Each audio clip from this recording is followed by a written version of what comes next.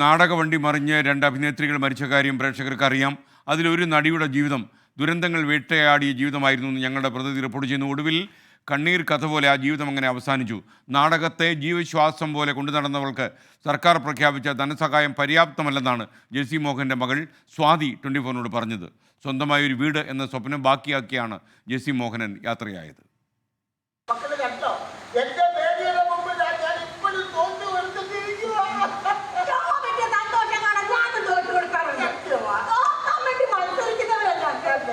നാടകത്തെ ജീവിതത്തോട് ചേർത്ത് പിടിച്ച ജെസ്സി മോഹനന്റെ ജീവിതം ഒരു ദുരിത കഥയാണ്.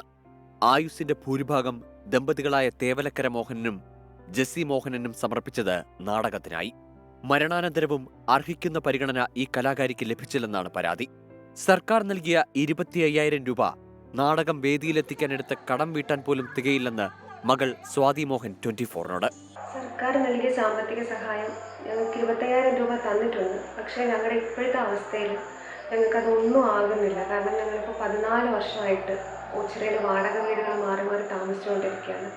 ഇപ്പോൾ അമ്മയ്ക്ക് വയ്യാഞ്ഞിട്ട് പോലും അമ്മ ഇപ്പോഴത്തെ ഈ ഒരു അവസ്ഥയിൽ അതുകൊണ്ട് തന്നെയാണ് കഷ്ടപ്പെടാൻ പോയത്. അങ്ങനെയാണ് എനിക്ക് എൻ്റെ അമ്മയെ നഷ്ടപ്പെട്ടിരിക്കുന്നത്. സ്വന്തമായി വീടെന്ന സ്വപ്നം ബാക്കിയാക്കിയാണ് അച്ഛനും അമ്മയും യാത്രയായതെന്ന് മകൾ സ്വാതി മോഹൻ നിറകണ്ണുകളോടെ ഓർക്കുന്നു. ഇപ്പോൾ ഈ താമസിക്കുന്ന വീടിന് 7,000 രൂപ വാടകയാണ്. എങ്ങനെ കൊടുക്കും, എന്ത് ചെയ്യുമെന്ന് അറിയാത്തൊരവസ്ഥയൊക്കെയാണ്. അച്ഛൻ്റെ ഏറ്റവും വലിയ ആഗ്രഹം എന്ന് പറഞ്ഞൊരു വസ്തു വേണം, മരിച്ചാൽ അടക്കാൻ പറ്റത്തില്ലെന്ന് വെച്ചാൽ കുറച്ച് നാളായിട്ട് പറഞ്ഞുകൊണ്ടിരുന്നത്. അമ്മയുടെ ആഗ്രഹം തന്നെ. അച്ഛന് ഒരിക്കലും സങ്കല്പിക്കാൻ പറ്റുന്നൊരു കാര്യമായിരുന്നില്ല ഒരു ശ്മശാനത്തിൽ കൊണ്ടുപോകാന്ന് പറഞ്ഞാൽ.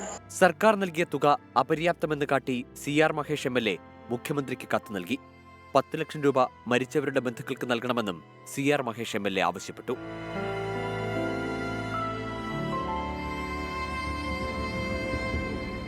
കോവിഡ് കാലത്ത് ജീവിതം മുന്നോട്ട് കൊണ്ടുപോകാൻ നാടകവേദികളിൽ നിന്ന് ലഭിച്ച അംഗീകാരങ്ങൾ വരെ തേവലക്കര മോഹനനും ജെസ്സി മോഹനും വിറ്റു. ഇത് നമുക്ക് കിട്ടിയ അവാർഡുകളാ. ഇതുപോലെ ചാക്ക് കണക്കിന് ഇതിനകത്ത് കിടപ്പുണ്ട്. നാളെ അരി വാങ്ങിക്കാൻ എന്തോ ചെയ്യും? അതുകൊണ്ട് ഞാൻ പറയുന്ന കേട്ടിട്ട് നീ പിന്നെ പറഞ്ഞാൽ മതി. കാര്യം എന്ന് പറഞ്ഞാല് ഞാൻ അതിന് പറ്റിയ ഒരാളിനെ ഏർപ്പാടാക്കിയിട്ടുണ്ട്. എന്തോ നാണക്കേട്. അരങ്ങിൽ നിറഞ്ഞാടിയ കഥാപാത്രങ്ങളും നാടകക്കാരിയായ മകളും മാത്രമാണ് ഇന്ന് ജെസ്സി മോഹനന്റേതായി അവശേഷിക്കുന്നത്. അരുൺരാജ് 24 കൊല്ലം. ജെസ്സിയുടെ ജീവിതം ഇങ്ങനെയൊക്കെ ആയിരുന്നു. മകൾ പറഞ്ഞതുപോലെ